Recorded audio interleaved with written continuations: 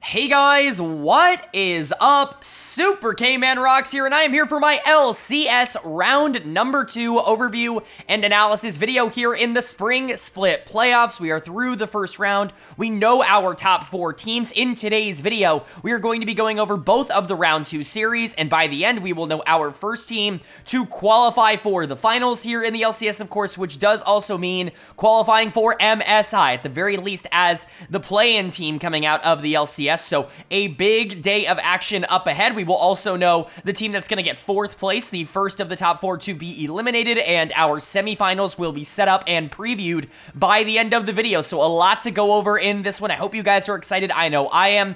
If you're interested in my thoughts and opinions on what's happened in the playoffs up until this point, you can check out the 2 playoff videos that I've posted on Winners Round 1 and Losers Round 1 up in the iCard right now. They're going to go over, obviously, my thoughts on those 4 series that happened before this in depth. All of the teams in this video have already played, have done something, so if you want to know where I think they're coming from, just kind of general thoughts on the form that each of these teams have going into series like this, you can check out those videos, but not required viewing because today we are going to exclusively be talking about the series that happened in round 2. We will be previewing it a bit, giving my predictions, kind of quickly going over that and talking about the stuff that I talked about at the end of that video, and then, of course, we will be going game by game, talking about the advantages and the disadvantages that each team was able to generate in these series. I'll be giving a player of the game and a dud of the game for each individual game, and at the end of each series, I'll be giving a player of the series to kind of tie everything into a nice, neat little bow. In the end of the video, at the end of the video, I should say, I'm also, of course, going to be previewing the semifinals, the lower bracket finals, to see who might be the other team joining whoever wins in the upper bracket in the finals and at MSI. So, really exciting stuff up ahead, but without further ado, let's jump right into it. I don't want to waste too much time here in the intro, and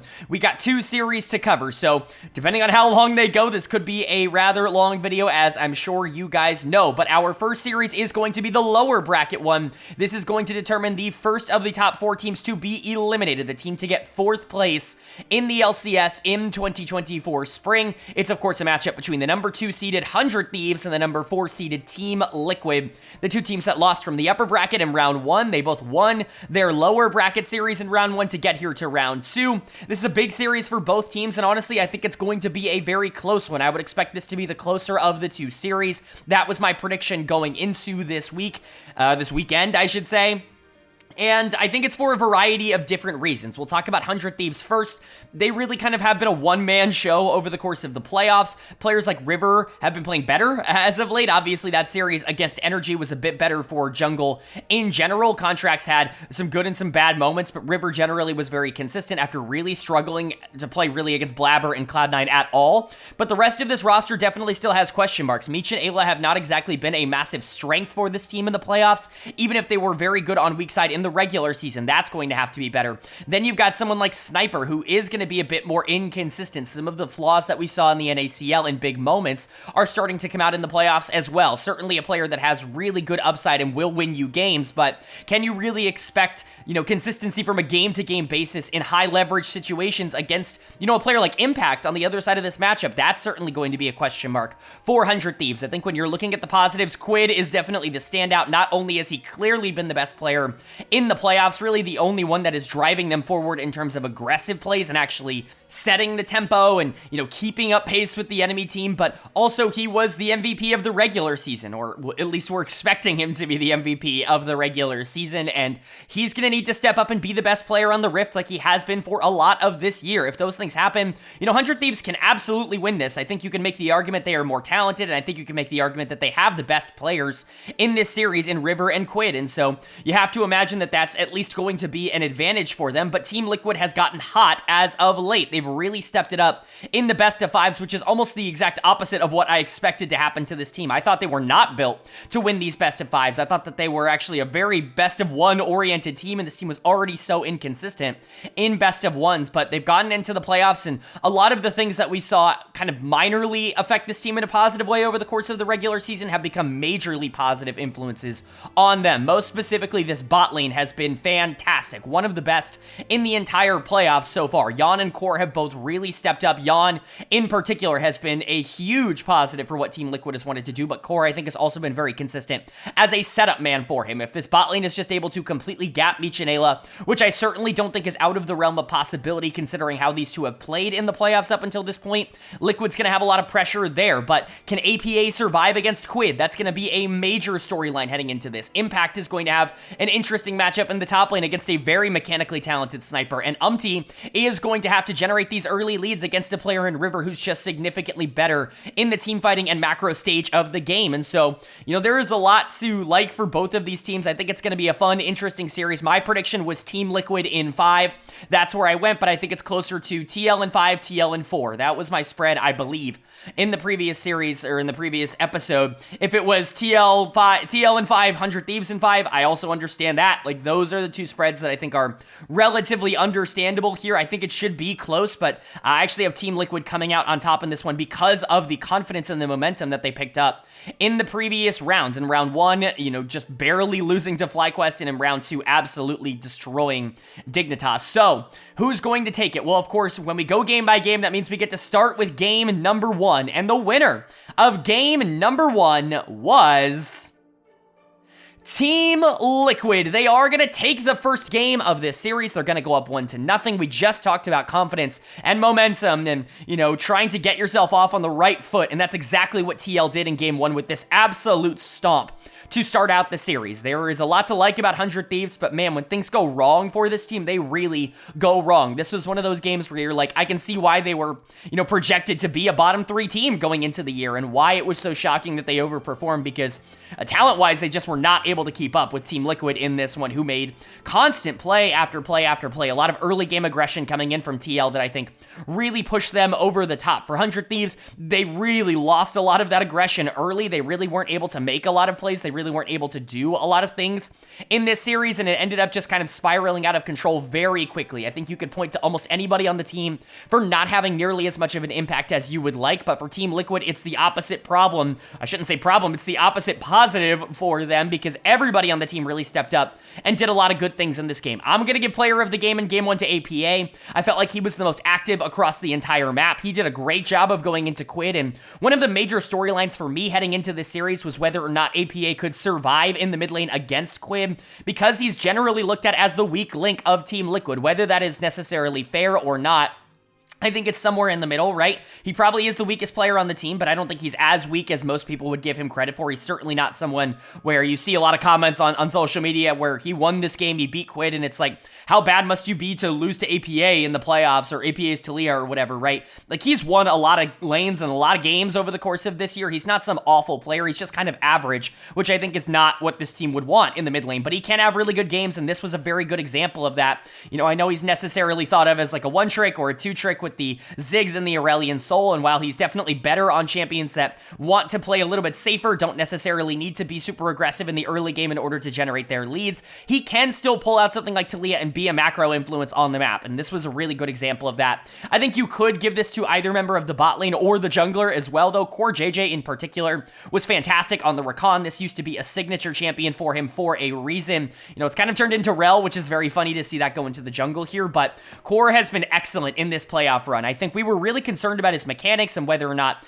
he was going to be able to bounce back and translate some of the, less than ideal plays that he was making in the regular season into something better when these games got more important. That's exactly what has happened. He has been significantly better. Yeon is a phenomenal carry, very consistent, the best laning bot laner in the entire league, and it's not close. Did a great job of setting up plays for specifically APA, but in the late game, also Yeon to be able to capitalize on an Impact just won in the top lane matchup as Renekton into Cassante. This was a rout. It was not particularly close, and you got to give a lot of credit to TL for that. But for 100 Thieves, you really wanted to see something at least a little bit more competitive here in game number 1. It's not the end of the series or anything like that. You still feel like you're going to be able to go out there and actually be able to compete with a team like TL. However, this is certainly going to be a confidence drainer, if you will, coming off of a series that you barely scraped by energy with. So, where are you looking at your flaws here? Well, it's a bit of everywhere. Dead of the game is going to go to Meech for me. I thought his positioning on the Jinx was really awful. Really didn't get to do a lot of damage and really was never in safe positions. Great job by and Core to be able to catch him out and capitalize on some of his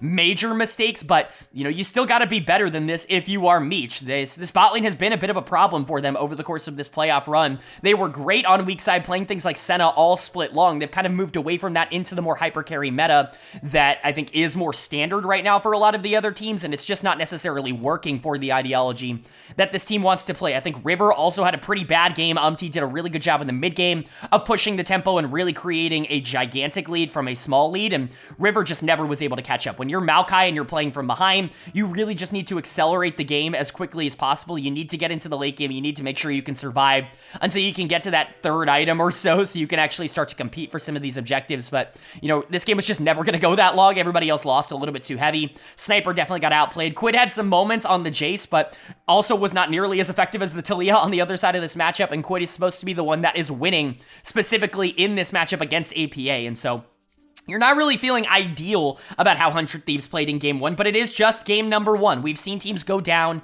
in the first game of a series and bounce back and still be able to, you know, win it even dominantly. Like, we could see 3 wins in a row from 100 Thieves. That's not out of the realm of possibility, but it certainly is going to have to turn around in game two. You do not want to go down 2-0 to a team like Team Liquid because of the confidence and the momentum that they had carrying into this series. So, big game number two for 100 Thieves, but if TL is going to step up and take this, especially if players like APA and are really going to come out and just be better than their opposition, that really creates a gigantic gap between these teams, and I think that could be nearly series ending here in game two. So what's going to happen? Well, the winner of game number two was 100 Thieves. They are going to take game number two. They're going to tie up this series at 1 apiece. And again, this was an essential win for them. They needed to be able to, you know, tie up this series and make things a lot more interesting. If they go down 2-0 to a team like Team Liquid, that's a very big hole to try and climb out of. I know it doesn't necessarily feel like it, but with how TL has been playing, I would not trust, you know, 100 Thieves to be able to win 3 games in a row against TL, especially after losing some of that confidence. So this was an important game. I thought their draft was very good. It gave them a ton of options. Liquid, to their credit, went a lot of comfort in this, and it didn't necessarily work out. I do think there were positives to take away from this. This was not game one, where TL just obliterated 100 Thieves, and the losing team never really had a chance, and there was not really a lot of fights, and never, you know, nothing ever really went the losing team's way. This was more of a back and forth, definitely more of a competitive game, which I think aligns a little bit more with how a team like 100 Thieves has played across this split, where they're not exactly like the strongest early game team in the entire league, but their late game team fighting, especially from ahead, is very difficult to deal with around major objectives, and I think we did definitely see that here. So we'll talk about it. Player of the game for me in game two is going to go to Quid. I don't think it was just Quid who was awesome. You know, we were talking about how jungle mid really needed to step up for 100 Thieves in order for them to be competitive in a series like this, and that's exactly what happened in the second game here.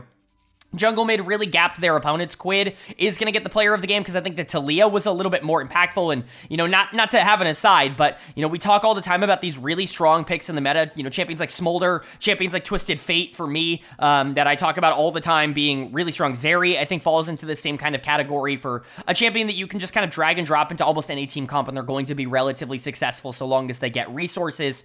I think Taliyah is very much a part of that group. I think she is clearly one of the strongest champions in the game. I think it's very difficult to actually deal with her in any meaningful way because of the amount of options that she has. She does a ridiculous amount of damage. She's a great side laner. She shoves waves really fast. She's a really good team fighter. She has a pretty decent laning phase. Like, there's really just not a lot of weaknesses to that champion's game right now because of the way her kit is built, and it means that when you put, you know, Quid, who's a very proactive player with a strong jungle, on a champion like Taliyah, all of a sudden the game becomes significantly easier for those players, and Quid's always been a very good Taliyah player, specifically this year in the LCS. This has been kind of a big breakout year. It's kind of a big reason for the Xiaohu comparisons for me. He's kind of the player that he reminds me the most of because of that Taliyah performance. So, you know, really like what we saw here in game one from him, but Taliyah as a champion just offers so many versatile tools.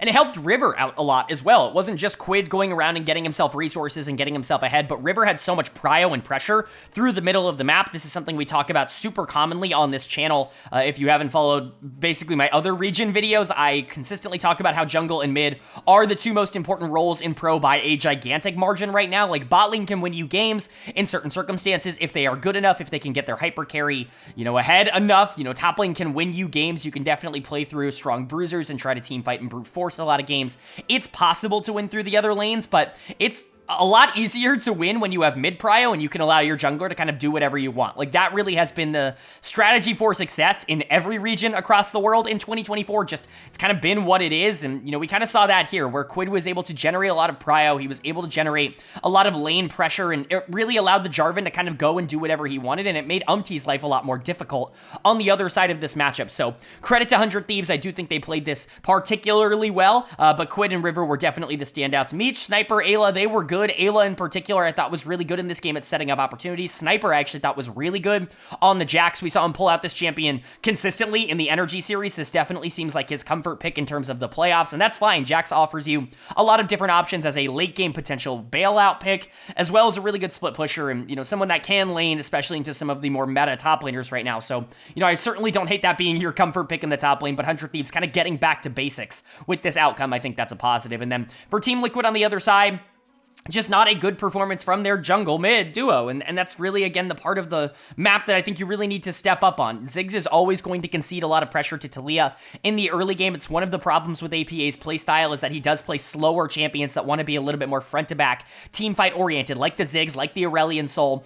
If you play something like Taliyah, or if you leave that up for someone like Quid, he's going to go and make a lot of aggressive plays around the map, and you're not really going to be able to match that. And if you lose mid lane pressure, all of a sudden this Volibear's job, like I said earlier, becomes a lot more difficult. Now, still played this game really poorly, which is why he's going to get dud of the game for me. I still think you need to do a lot better on the Volibear. It did not feel like he was comfortable on this champion, which is interesting considering how much of the rest of this draft is comfort for Team Liquid, but a lot of that can be translated back to the fact that there was just no prio in the middle of the map for to go and try and contest some of these plays. The team fighting was really bad, though, from the Volibear, and that's definitely something that needs to get better. has never been a particularly good team fighter. In fact, I've always considered him to be a significantly below average team fighter, especially at the LCK level. At the LCS level, it's been a little bit better because of the, just talent of the competition, but has always been an early game jungler. He needs to establish his leads. He needs to snowball games out of control. That's the style that really made his name on Bro in the LCK. And, when you get him into the situation where these games are going late, where games are slowing down because of APA and Yawn, it's really not necessarily playing into his strengths as a jungler, and I think we saw that here in the back half of this game. I also think Impact had one of his weaker games of the split. I know that his scoreline actually looks relatively okay, but Sniper was significantly better than him in game number 2, just really outplayed him in a lot of these, circumstances. I do like the Jackson to Cassante matchup. I think Jax actually does relatively fine, especially when we're getting into these 5v5s around Baron in the back half of these games, but credit to Sniper for actually being able to outplay him in game 2. There's a lot to like here for 100 Thieves, but Team Liquid, again, they're still just kind of bouncing back. It's a 1-1. This has turned into a best of 3. This is still a very even series. You shouldn't just completely lose your confidence because of this. Your loss was better than 100 Thieves ostensibly in this series, and so you're looking at a situation where if you can bounce back in game 3, if you can get back to kind of the basics of what this team has been doing across this year, then I think you're still in a really good spot to walk out of this. But 100 Thieves has kept themselves alive. They have bounced back here, and if they go on to win game 2, that's 2 games in a row, and they are 1 game away from taking this series. So it's a big game 3 to reestablish momentum for both of these teams. Who's going to take it? Well, the winner of game number 3 was Team Liquid. They are going to take game number 3. They're going to go back up in this series 2-1. They're going to take full control of where the rest of this series starts heading because they only need to win 1 more game out of the final 2. They have put themselves on series point, which is a huge advantage, obviously, going in to the final 2 games. For 100 Thieves, you obviously didn't want to lose this one, but you put up a significantly better fight in this than you did at any point in game number 1, which I think is still a positive. This series is close. It's been pretty fun to watch, but Team Liquid drafted an Exodia comp that they are very comfortable with, and because of that, they were able to just kind of play their style and execute on it well. Now, 100 Thieves definitely still went to their style as well, picking up things like the Vigar in the mid lane that Quid has been known for over the course of his career, but playing for bot lane is not something that this team is super comfortable doing. It's the exact opposite for Team Liquid. They are more than comfortable playing for bot lane, allowing Yawn to play this hyper carry and getting him scaled out of control, which is exactly what happened. So we'll talk about it quickly. Yawn is a very clear choice for player of the game. He gets a pentakill here on Smolder. I know a lot of people are going to say it's the champion's problem, and yeah, the champion is a bit of a problem. Like, his His power in the later half of the game is just higher than every other champion if you are neutral or if you're getting to that point.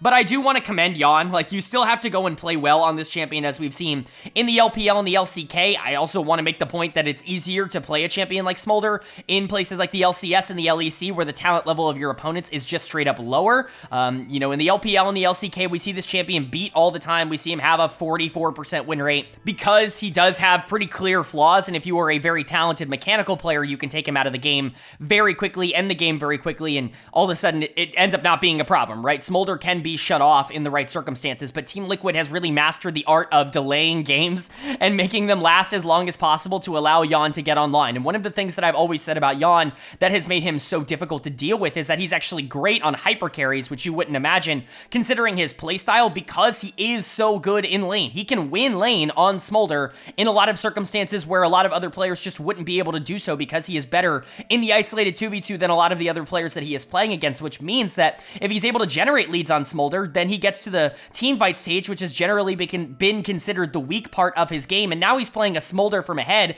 and it doesn't really matter that he as a player is weaker in that stage, because he can get to the point where the champion does more of the heavy lifting at the part of the game that he's not as good at, and he can carry the champion at the part of the game where the champion's not as good at. So it's actually a pretty good, you know, combination here. Not a lot of players can pull it off. You know, it's very kind of opposite of Hansama in terms of the style, if you want a comparison. Very funny here on Team Liquid, but Jan is huge for this team, and he has been the best player in the playoffs for them by a pretty clear margin, in my opinion. Awesome pentakill for him, and, you know, a lot of the heavy lifting can go to Smolder, but you still got to give credit to Jan for executing on it. I do think that Core and APA also played really well. Man, Talia just does so much work. Again, another champion that I think is doing a lot more than people are giving her credit for. Smolder is the talk of the town, and every single analyst and every single, you know, Reddit armchair, whoever person on the internet or person commenting on every single tweet, they talk about Smolder, they talk about Smolder, they talk about Smolder. Talia's right there for me, man. Like, this champion does so many things at such a high level, and it is such a free win in a lot of different scenarios, especially here in the LCS, where teams don't react to macro nearly as efficiently. Like, APA is just able to be everywhere on the map. He's able to completely control the tempo at which the game is played. He's essentially the jungler in this game, because Umti's just farming and trying to scale into the late game as the Jax. It's very impressive stuff. Of course, again, as a player, you still have to be able to capitalize on it. No champion is a free win in pro. There just isn't a champion that does that right now. If there was, they'd be permabanned every game. But APA and Jan certainly had a little bit of an advantage in terms of their draft, and I think they executed well. Core's been great as a setup man. Impact was pretty solid in this game, even if Sniper did a really good job of staying relevant on the Renekton. And Umti, for his flaws, still wasn't perfect in this game, and is still someone that I'm significantly lower on than maybe your average analyst, but was certainly good enough to be able to win. It was mostly the bottom three here, though, of APA, Jan, and Core that I think pushed them over the top. And then for 100 Thieves, you're a little bit saddened to go down 1-2 here. You're not out by any means, but winning the final two is definitely going to be an uphill battle for this roster. They know what it takes to go to 5 and to win in 5, though, because they did it last weekend against Energy, so you're hoping that they can repeat that performance. Unfortunately, it feels like they are facing a much more difficult challenge in this one, a team that is very well suited to the current meta. River's going to get done of the game here. I don't even think Umti played particularly well here in game number 3, but I think River did play worse. When you're going to play Xin Zhao, you need to be aggressive in the early game, and you need to make sure to shut down the proactive tools that the enemy team has to scale the game into late, because you're not going to be as useful in teamfights as Jax. You're not going to be as useful in teamfights as the Talia. Like, you're just never really going to get to that part of the game and actually be able to succeed. On top of that, you also want to try and make sure that your Kai'Sa is in as good of a position as possible, because she really is your only major teamfight threat on this team. And so there's a lot of responsibility on River, and I don't think he executed on really any of that throughout this game. I think they tried to play through Quid, which generally is obviously the strategy for 100 Thieves, but it's a bit of a mistake in this particular matchup, because you're never really going to take Talia out of the game in terms of her ability to take over the map, and Veigar's really never going to create enough problems for Smolder to be a non-factor, although Cage is a major counter to Smolder. That is something that I just don't see a lot of people talking about. If you can land Cage onto Smolder, he is just dead. And so I understand the idea behind it, but having more gold on Veigar isn't necessarily going to facilitate that more. I think resources were better served elsewhere. There are positives. I thought Meech played the best game of the series up until this point that he has played. Bot lane has certainly been a concern, but they were generally fine up until the late game team fighting, where Smolder was just stronger. And Sniper continues to be the biggest positive across this series for 100 Thieves. He's actually doing very well into Impact in the laning phase. It's a very encouraging encouraging sign. However, the rest of this roster is just not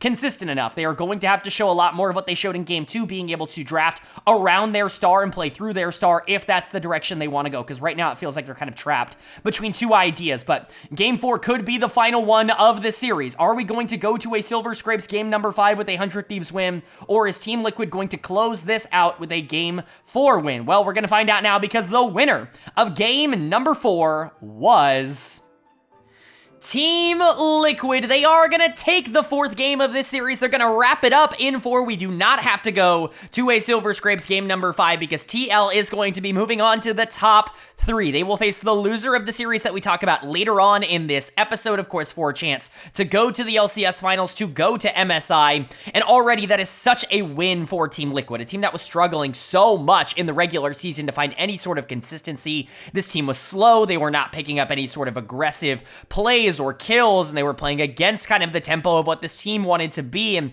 it really didn't fill me with a lot of confidence as we headed into this best of 5 stage. But they've turned a lot of things around ever since that FlyQuest series, and it's allowed them to get here. The bottom half of the map has stepped up majorly for them. Impact was such an important member throughout the regular season, and he's been good in the playoffs as well, but in this series in particular, it was APA, it was Yon, and it was my player of the game and my player of the series as a whole, Core JJ. I know some people are going to want to give Yon player of the series. I love Yon. I'm really high on him, especially in comparison to a lot of other analysts, but I think Core was the most important player to Team Liquid across these 3 wins, across these 4 games. His ability to set up plays for the entire team was invaluable across all 3 of their wins. He truly was exceptional, and honestly, I think APA is the other member that I definitely consider giving player of the series to, because APA was terrific in this series. Quid is so important towards what 100 Thieves want to do, and of course, he was still fine in this game. He was the strongest member of what 100 Thieves was in game number 4, but APA was better than Quid in this series. He certainly was more active, and he did a lot more on the map. He got his Aurelion Soul here in game number 4, and he made the most of it. So APA, Core, JJ, 2 players that I think people were rightfully criticizing a lot in the regular season. Neither of them had particularly good regular seasons.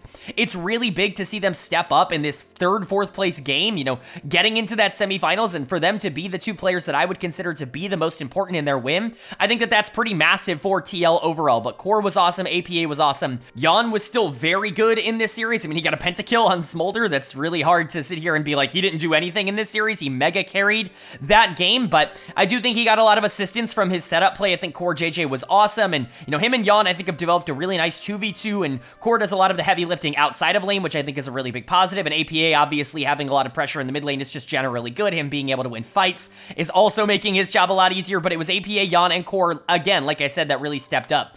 Was awesome here in game 4. This was easily the best game he played all series long here. He was a little bit up and down. I don't think his games 2 and 3 were all that spectacular from my perspective, but it's good to see when you put him on Lee Sin, a champion that he's always been very good at. He can outpace a Talia. He can absolutely destroy River in the jungle matchup, and he can come out on top there. And then Impact was solid. You know, I think Sniper played generally fine. He certainly wasn't the problem, in my opinion, in this series, and Impact was more of the weak side, but you're super going to take that, because you know Impact can step up when he needs to. So if APA, Yon, Core, if they're in good form, if they're going out and playing winning League of Legends against a team that finished 2nd in the regular season, that got tied for the best record in the regular season, that's massive for what Team Liquid could look like in future series. Obviously, nothing is guaranteed, but this could absolutely be a finals team if things continue to roll for them. They are playing the best league they've played all year at the current moment, and that's about the best thing you can say for them. And then for 100 Thieves on the other side, it's sad to see this is how their split ends after finishing 2nd in the regular season. Again, tied with the best record. They got destroyed by Cloud9. They were able to get past the former champions in NRG, the defending champions, but Team Liquid was just a little much for them, and I think, honestly, I know this feels like a disappointment considering they were the 2 seed and their record was so good in the regular season, and they do have the MVP here in Quid, but when you look at expectation for them going into the year, is it really that bad to say that they got 4th place? Like, is that really this giant underperformance? This is actually still, I think, a super encouraging result and a super encouraging split for 100 Thieves, even if it wasn't necessarily maybe how they wanted the playoffs to work out once they got in it. Done of the game, unfortunately, in Game 4 is going to go to River. He was very hit or miss in the playoffs. When he hit, it was really good, and when he missed, it was really bad. Like, he had a couple of really bad games. Cloud9, Team Liquid, neither of those series were particularly strong from River. Even if he did do relatively well in the NRG series, you're just going to need to see more consistency out of the quote-unquote token veteran on this team that was supposed to guide the consistency through. I think, obviously, Quid is the star of this team, and even when the rest of them weren't performing up to standard, Quid was still fantastic throughout the playoffs. He was 1v9ing on the Yone in a lot of situations in this final game, and, it's really hard to blame him. I think we were worried about whether or not he was going to be able to keep up in the playoffs, keep his form from the regular season in the playoffs, and he did exactly that. Unfortunately, Meech and Ayla definitely started to show some of their weaknesses. Jan and Core were just simply better, and they kind of were outclassed in basically every series that they played. I think even FBI and Huhi did some interesting things when they played against them in the 2v2. It wasn't a great playoffs for them. I think Sniper played one of his more complete series here, which is saying something because I don't think he was great here. I just think he was fine. Certainly wasn't the problem for me like he was in that first series against Cloud9 where Fudge obliterated him, but it's still all fine in my idea and in my mind. It's hard to look at this result and freak out and say that this is the wrong thing to have happen to them. I think that there is a lot to be encouraged by when it comes to how they played not only in the regular season but in the playoffs as well. Maybe Spring Split wasn't it, but Summer is certainly still in the equation for them, and I'm really interested to see if they can continue to grow. But for Team Liquid, they move on now, like I said, to play the loser of the team, or the team that loses the series that we're going to talk about right after this. I'm really excited to get into that, but for now, top 3 is a pretty major goal, breaking the 4th place curse that Team Liquid's pretty well known for.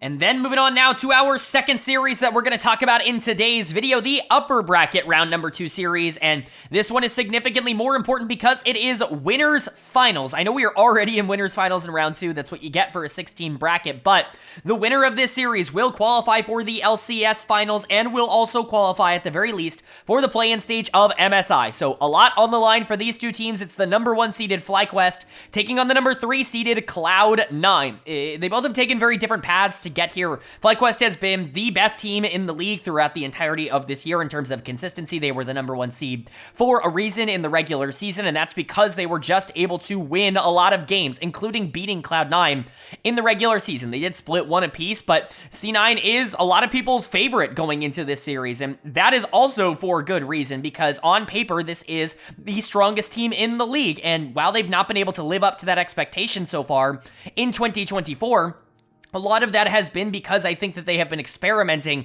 with a lot of different styles. We got a glimpse of what we wanted to see out of Cloud9, not only in the regular season where there were, 3 to 4 games at a time where they would go and look amazing, but in their first playoff series against 100 Thieves, who we just saw is not a horrible team. They have a lot of positives going for them, but Cloud9 absolutely massacred them. It was not particularly close. It was a 3-0 sweep, and it didn't really take a lot of convincing to say that, okay, Cloud9 is back, regular season doesn't matter. However, they have to be able to maintain that against teams that are better than them, like FlyQuest. 100 Thieves has a bit of a talent gap in between them and Cloud9. FlyQuest, maybe not as much. When you're talking about Fudge into Sniper, I can see Fudge being able to take advantage of mechanical differences there. Not so much with Whippo, not so much with Inspired, not so much with Jensen. There are just going to be harder challenges for C9 in a series like this. That being said, I still favored C9 in this series. My prediction was Cloud9 3-0, I believe, or Cloud9 3-1. That was my prediction. I think this team is going to figure themselves out. I think they are going to go on a hot streak, and I think they're going to live up to that potential as we get further along in the playoffs. But again, FlyQuest was the number 1 seed for a reason. I just am a little bit concerned that they struggled so much with Team Liquid in round number 1. Maybe that looks a little bit better now that TL obviously is in the top 3, but it's definitely going to be interesting. I'm curious to see what you guys thought of this in terms of predictions, but of course, game by game means we get to start with game number 1, and the winner of game number 1 was FlyQuest. They are going to take game number 1. They are going to take control of this series, and this was a very good performance from Fly. Obviously I favored C9, but there was a world in which Fly came out and just showed a lot of the things they showed in the regular season, and Cloud9 did the absolute same, and that's kind of what we got here in game number 1. Cloud9 had a very clear playstyle, and unfortunately that meant that once you took their carry out of the game, once you took their best player out of the game, they didn't really have a lot of ways to keep up, and even if I do think Berserker did relatively well, especially in comparison to what he has been for the most part in 2024. FlyQuest was the better team across the board in this game, and I think that's what's really exciting for them, is you look at players like Whippo, Inspired, and Jensen, and they're some of the few players that in terms of performances across this year and expectation, you would reasonably believe could go toe-to-toe from a mechanical standpoint with a team like C9, who does rely a lot on their ability to outplay their opponents. And so this is a really nice win, and honestly, it's a little bit more of a team effort. It's hard to really point to one individual player as the player of the game here for Fly, because I do think that everybody kind of put in the work, put in the effort to win this game. It was very much a 5v5 win rather than, you know, one lane just kind of dominating, but I'm personally going to give it to Whippo in the top lane. I know this is going to be a bit more of a controversial opinion because Jensen was really good in this game on the Hui, on the R5 Hui, and JoJo was really shut down, but I think Whippo in these team fights was really the most important piece for why Fly was actually able to win them so consistently. His positioning is perfect. A lot of people are going to look at that Talia play in the mid game where JoJo's in a side lane. He tries to join a fight with the ultimate, and Whippo, with that pink ward, just sets it down, interrupts the ultimate, and is able to take him out, and they win that fight almost instantly because of it. A lot of people are going to point to that, but Whippo, I think, did a lot more than that throughout this game. He was just incredibly influential on the Renekton, and he continues to be such a massive influence on the map for FlyQuest. It is very rare for a top laner at this level to really be able to influence and take out the game in the way that Whippo is able to do, but his map sense is elite, and his prediction sense is elite. His mechanics are up to snuff with anybody else in the league, including Fudge, who I think me and a lot of other people would consider the best mechanical top laner in the league. And I'm just really excited to kind of see that. Whippo was a player that you didn't really know what you were going to get out of him in year number 1 here, coming back for FlyQuest, but it has been everything you could have asked for and then some. He has been the best top laner in North America, and it's not been close. But again, credit to Jensen. I still think he played fantastic. JoJo Pune was definitely the subject of a lot of pressure from FlyQuest. This is something we've seen on JoJo Pune teams in the past, is that he's very, very good at being able to win isolated, but if you invest a lot of, you know, time and effort and resources into shutting him down, because he is such a focal point for how his teams like to play the game, sometimes his team can't really adapt. They can't really transition into other phases, and that's what we saw here, and Jensen was a big part of that. Inspired was obviously also a big part of that. Great game plan from him on the Lee Sin. Sometimes had to sacrifice his life in order to make plays happen, but for the most part, he was significantly better than Blabber, and that's what I'm talking about. Whippo, Inspired, Jensen, if those three players step up, if the players that kind of got you to the dance here are elite, then all of a sudden this game and this series becomes very FlyQuest favored like it was here. Busio was good. Masu was really solid at surviving and staying relevant, but it was the top side of the map that definitely was grabbing a lot of the attention for me. But for Cloud9, again, now we're starting to get concerned about playstyle in terms of C9. You never really thought going into this year that they would have only one player that they could play through with Blabber and Berserker and Fudge and JoJo all on this team together. You would never really think that it would devolve into essentially what Evil Geniuses was last year, where JoJo's just kind of doing all of the heavy lifting, but basically everybody else on this team is just out of form in terms of what the expectations are right now. I liked how Berserker and Vulcan played a lot of this early game, but their mid to late game was essentially non-existent, even with the Kalista having so much gold. Berserker's just lost this edge. I don't know if it's because Sven is gone. I don't know if Berserker and Vulcan just don't have chemistry, but these two have both looked worse because they are playing with each other this year on Cloud9, which is not ideal. And like I said earlier, JoJo received so much pressure from the enemy team here. He's going to get dead of the game because it's really hard not to when he was consistently caught out and never really a factor for C9, but it's hard to really blame him individually as a player, and it's hard to blame his mechanics because, again, it was a very conceited effort, a very concentrated game plan from Fly to take him out, and nobody else on this team could step up and win them the game. Blabber had a really bad one. Inspired was definitely a lot better in terms of corralling pressure, and Fudge didn't do anything in the top lane. Whippo was way more useful in team fights, and so you're looking at a Cloud9 team that just kind of feels a little bit overwhelmed in game number 1. Now, is that going to stick? We're going to have to see. This is, you know, not the first time Cloud9 has been challenged over the course of this split. They've been able to bounce back with a couple of games before, but again, FlyQuest is a very different kind of challenge. They are going to be able to keep up in terms of mechanics, and so C9 is going to have a good game plan coming into this, which they haven't necessarily relied on over the course of this year. But game 2 is very important. Going down 0-2 in any series, no matter who you are, is tough. I think both of these teams have the potential to win 3 games in a row, so I'm not going to count the series over no matter what happens in game 2, but this is a big one for C9 to try and tie up the series, and a big one for FlyQuest to try to take a commanding lead. So which one of them is going to get their way? Well, the winner of game number 2 was FlyQuest, they are going to take game number 2. They're going to go up in this series 2-0, and this is a majorly strong start for Fly. This was a dominant game. They were definitely better in this one, and I'm actually starting to get very concerned about Cloud9, not only in this series, but in the long term, because right now it just doesn't feel like they have the capability of adapting. And that's a bit of a problem moving forward when you have a one-dimensional playstyle against teams that kind of know what they want to do and know how to exploit that, have the mechanical skill to be able to keep up with you. Then it all of a sudden becomes a much bigger issue when that playstyle doesn't end up working out because you don't really have pivot, opportunities. Your drafts become a lot more predictable like they were in this game. And all of a sudden these, things start to pile up and this team starts to underperform in these big situations. And, I'm not going to say that there is a possibility that after this, they could miss MSI because that's obviously on the table. They haven't qualified, and so that means there is a huge possibility that they can miss it, but there are real concerns with Cloud9 after this game number 2 that I'm going to need to see rectified in game 3 before I start to feel confident about this team again. But starting with FlyQuest, of course, starting with the winning team, player of the game for me is going to go to Jensen in the mid lane on the Karma. Yet to die in this series, that's certainly something we are going to keep track of, but Karma was something he honestly didn't play all that well in the regular season. We talked about it on this channel, Karma was not a huge pick for FlyQuest. It wasn't even really a successful one for them, even when they would go towards it. And it was weird to me because it felt like it really matched the ideology and the identity of what FlyQuest wanted to do, which is not play around Jensen, play somewhere else and allow him to be more of a facilitator for the rest of the team. But I understand that, from a mechanical standpoint, Karma doesn't really have the same upside as a lot of the other things that Jensen likes to operate on in team fights. And so you get this situation where he just feels kind of non-impactful in a lot of these games. And that can be true, but then also he's clearly practiced it a lot because he comes out here against Cloud9 and he does a really good job of capitalizing on the mistakes and the game plan that FlyQuest has for this one moving forward. Again, a lot of pressure shown mid lane. Jojo Pune is the target for what FlyQuest wants to shut down, and they succeed once again, and, we'll talk about it for C9, but they don't really have anything else.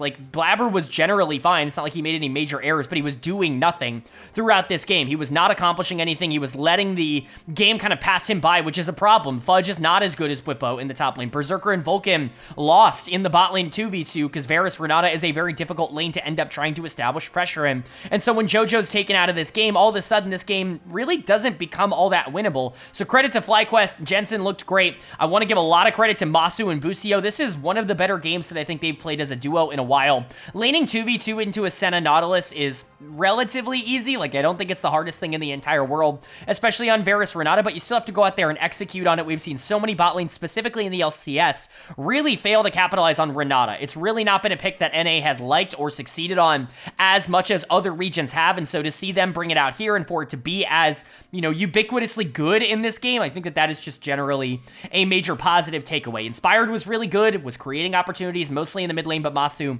also kind of got going, and then Whippo was solid on the Gragas, one of his signature picks from back in the day. This was just a very good effort from FlyQuest. Again, not really one player that's standing out to me as being the dominant player on Fly, as the one player that's pushing them forward.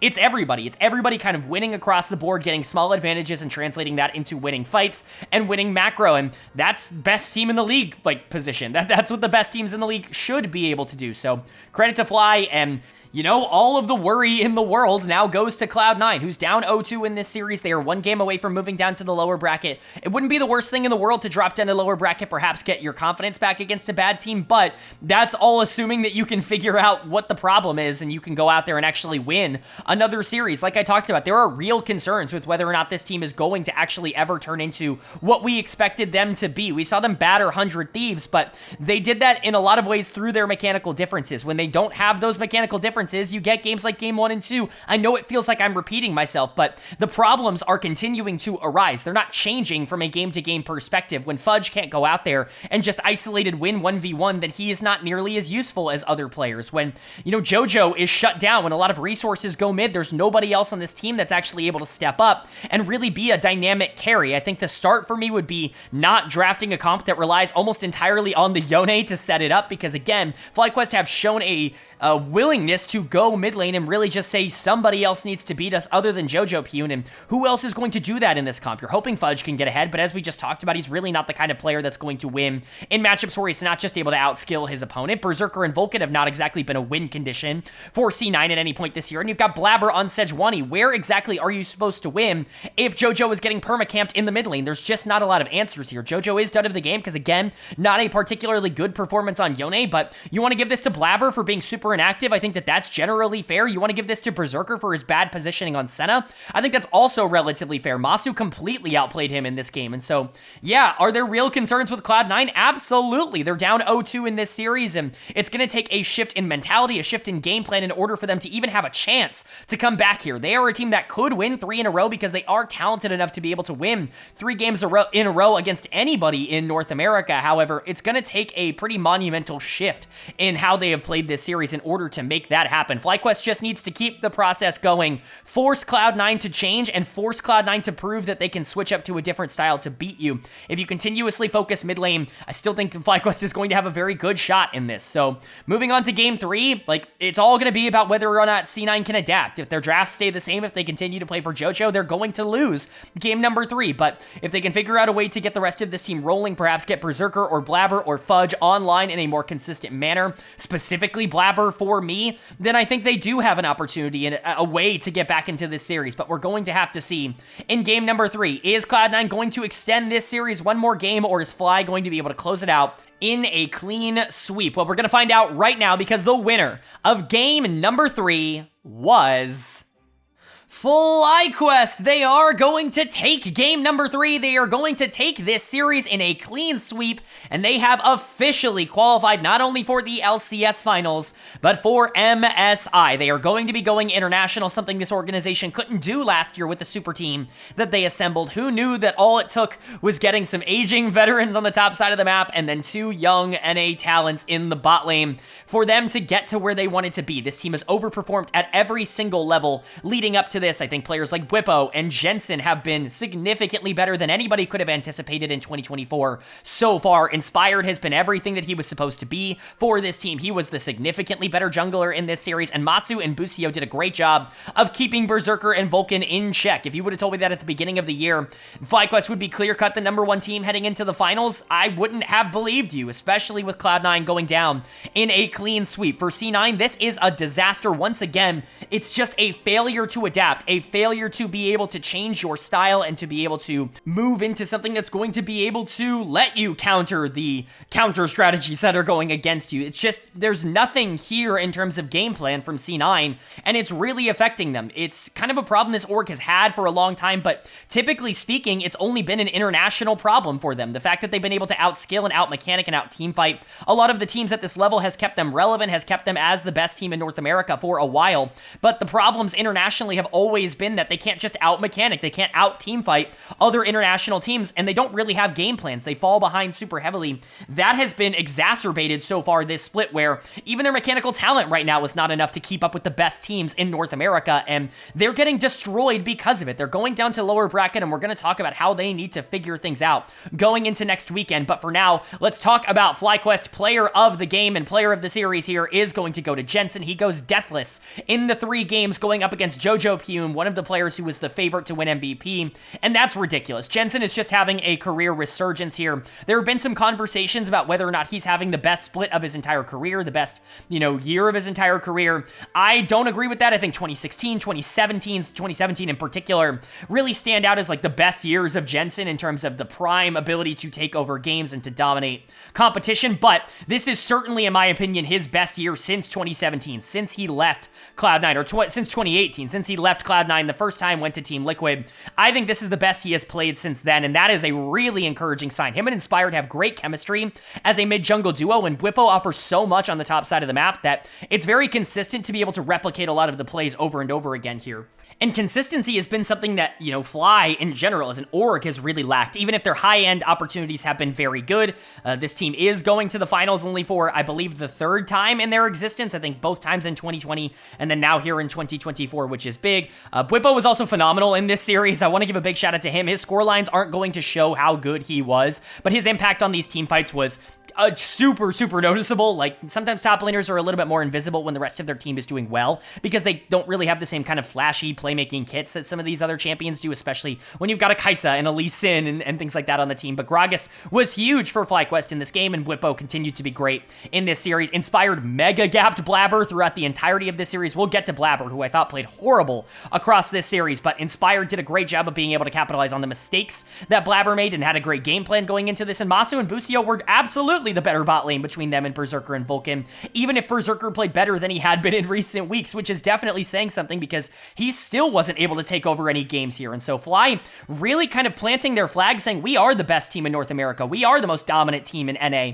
and we should be favorites as the #1 seed to go out there and win the title. And that's exactly what they proved in this series. Obviously, you never really know what's going to happen in a best of 5, but Fly coming out here and just utterly dominating is one of the most encouraging signs you could possibly get. But for C9 on the other side, again, this is a really bad result, not only because it's an 0-3, because sometimes you can justify an 0-3, you can sit there and say like, well, at least we were competitive in some of these games. None of these games were particularly competitive, and also they were super predictable in terms of why C9 ended up failing, and there just was no way for them to get out of it. Blabber's dud of the game here. He was awful in this series, and I don't really know whose fault it is that he's playing tanks right now. But I gotta be honest, it's just not what the team needs. You can talk about how Blabber is better as a facilitator, and I agree with that. I think as a player, Blabber has always been at his best when he's able to be an enabler for his laners rather than the carry that the team needs in order to win games. But the game plan has become clear. The formula has become simple for a lot of teams facing Cloud9. Throw resources at mid lane. Get Jojo Pyun out of the game, and nobody else on this team is going to be prepared to take over if you don't have the mechanical advantage. And Blabber is a big reason for that. Picking Sejuani, picking Maokai. When Jojo's taken out of these games, you don't really have a jungler that's going to be able to assist in these 2v2, 3v3, fights that are going to be happening in the mid-game skirmishes. And then Blabber's not really going to be able to salvage the game. He's not going to be the one to take resources now that they're gone from mid lane. And so those resources end up just like dispersing into the ether. Fudge and Berserker are going to pick up some of them, Berserker in particular in this series, but it's not like they're actively making a concerted effort to try and get bot lane ahead. It's more so just resources have to go somewhere, and they happen to go to Berserker, and it's not enough for them to be able to win games. Cloud9 just feels aimless right now in terms of how they play. Again, they feel like a solo queue team of really talented players that, when they can mechanically win all of their lanes, can translate leads pretty easily into wins, and especially when they can play their one strategy of getting Jojo super far ahead and allowing them to skirmish in the 3v3 in the mid game with a really strong mid laner. Like, they're almost impossible to stop if they're able to execute on that, but take them out of that and they just cannot beat you. They have absolutely no other game plan, and that's entirely concerning. This coaching staff, in my opinion, has been questionable for a little while now, probably about 3 years now. I don't think I've really been impressed by Cloud9's coaching in the last 3 years because of their failure to really come up with concrete game plans, and it's really coming to a head now with a team that I think is the most talented one they've had, maybe ever. Like, it's ridiculous here how much this team is underperforming the expectations. Maybe, top 2 or top 3 would be fine for a lot of teams, but it's not for Cloud9. It's not for this roster, and it's certainly not in the way that they are, doing it right now. Things are going to have to change. Luckily, they do have the lower bracket in order to try and get themselves back on track, but they are going to have to do it soon. If this team misses MSI, if they are not one of the top 2 teams in North America, which honestly is kind of possible right now, that is the biggest disaster that could have possibly happened to C9. And so it's going to be interesting to see. We'll preview that series in just a second, but for FlyQuest, congratulations to this team on cementing themselves as the current best team in North America. Are they going to be able to sustain that and maintain that throughout the rest of the playoffs? We will have to see, but at least for now, it is very clear who's on top in the LCS. But that's going to do it for the analysis of the round 2 series. It's time to get into the preview for the lower bracket finals, the semifinals, if you will, here in the LCS. Of course, the winning team from the first series, the losing team from the second series, facing off to see who takes on FlyQuest in the grand finals, and also for who qualifies for MSI alongside Fly. It's, of course, a matchup between the number 3 seeded Cloud9 and the number 4 seeded Team Liquid. And we've seen both of these teams and what they can do over the course of this, playoff run, both in different ways, with Cloud9 being able to destroy 100 Thieves and, get destroyed by FlyQuest, and Team Liquid looking a little bit more consistent throughout their games. But honestly, it's really hard to get an idea of where this series could go direction-wise. I think there are clear avenues where each team has an advantage in terms of player personnel and in terms of just the way that they want to play the game, but Also, mechanical skill could really come into play here. We talked about, C9 not being able to overcome a team like FlyQuest because a lot of their mechanically intensive players that rely on those mechanics were going up against Whippo and Inspired and Jensen, who are able to match those players in terms of what they're able to output individually in isolated 1v1s. I don't know if Team Liquid is quite as good in those circumstances, which is the first place I look. APA into Jojo Pune, that's got to be majorly Jojo favored. He is just the better mid laner. I like APA more than your average analyst does. I think he's an average mid laner at the LCS level, but he's not Jojo. Jojo can take over games. That being said, the game plan has become clear for teams going against C9. Pour resources into Jojo Pune and take him out of the game. Force someone else to beat you. The problem is I do think there are other avenues for this team to win, most notably the jungle matchup. Blabber played really poorly into Inspired, which is honestly kind of a career trend for him. However, is not Inspired. I do not think they are comparable in terms of their ability to control the early game and in terms of their ability to team fight super consistently and close out games. I think Blabber, if he is able to just win early, actively be more aggressive, if he learns from some of the mistakes that this team made in their series against Fly, if he actually has a pop-off series, I don't think C9 can lose. I really do think it's that simple. I think Blabber is the most important player in this series for both teams in terms of how things end up going. Whether or not he's on carries or on facilitators, if he's able to control the tempo and the pacing, Team Liquid's not really the kind of team that can respond from that. So it's going to be interesting to see what happens with Blabber. They really, really need him to step up. But Fudge into Impact, I don't expect Fudge to have a major impact here, pun intended. And then honestly, when you're looking at advantages for Team Liquid, Yeon and Core, that has to be the advantage at this point. The spot lane has been sensational throughout the playoffs, easily the best in the entire league, in my opinion, throughout the playoffs. They were even able to beat FlyQuest spot lane for the most part in that series pretty consistently. Berserker and Vulcan, while you would think on paper should have a pretty big mechanical advantage, it's just not worked out that way. Team Liquid's bot lane has been significantly better over the course of this year, and I think there's reason to project that to continue in this series. And so if Yeon can get on these hyper carries and, win lane isolated in the 2v2 and actively try to take over games, if APA gets a lot of resources and Jojo is taken out, I could see a world in which Team Liquid pretty easily wins this series, and Cloud9's flaws are incredibly exploitable, but I have to count on Cloud9 being able to actually overcome it. I would expect them to be able to win this 3-1. They should be favorites. Again, it's all going to come down to Blabber, the greatest domestic player, in my opinion, in North American history. Is he going to be able to step up in a moment where his team really needs him? Because, if Jojo isn't going to be the primary carry, and if Berserker, Vulcan, Fudge, if they're not going to be able to step up, it's on Blabber's shoulders. I think he can do it, and I would expect him to be able to do it in this matchup, but it is going to be an interesting series. Would love to know you guys' thoughts and opinions down below, but I am slightly going to favor C9 in this one.